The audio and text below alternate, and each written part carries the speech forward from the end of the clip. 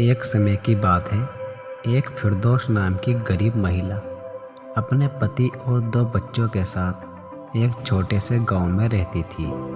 फिरदौस का पति एक किसान था, लेकिन उनकी खेती बहुत ही निराशाजनक थी।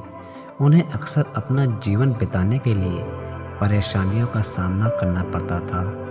एक दिन फिरदौस के पति बीमार हो गए और उन्होंने काम काज करना बंद कर दिया और परिवार की आमदनी में तेजी से कमी आने लगी।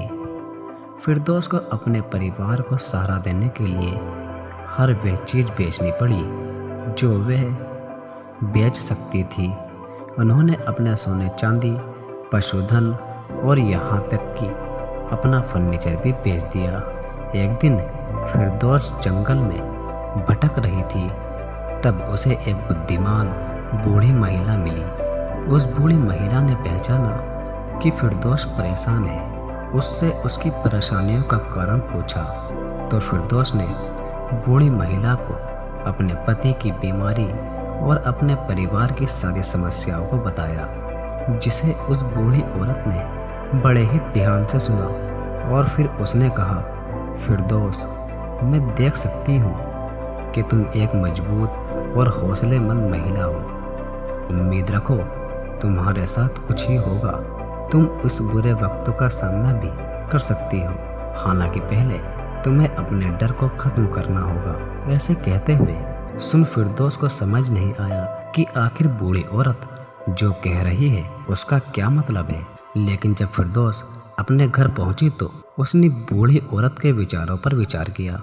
उसने एहसास किया कि वह अपने परेशानियों को इतना ज़्यादा ध्यान दे रही है कि वह उम्मीद करना भी भूल गई कि यह परेशानी तो एक न एक दिन टल जाएगी। और फिर उसने फैसला किया कि वह अपने अंदर से डर खत्म करेगी और आने वाली सब चुनौतियों का मुकाबला भी करेगी और सकारात्मक सोच के साथ अपने कामकाज पर ध्यान दूंगी। इस सोच के साथ फिरदौस ने हाथ से बनाए हुए बर्तनों का व्यापार शुरू कर दिया और इसी व्यापार में फिरदौस को जल्दी ही कामयाबी मिल गई और उसका यह व्यापार उसके गांव के साथ साथ आसपास के कस्बे में भी मशहूर हो गया।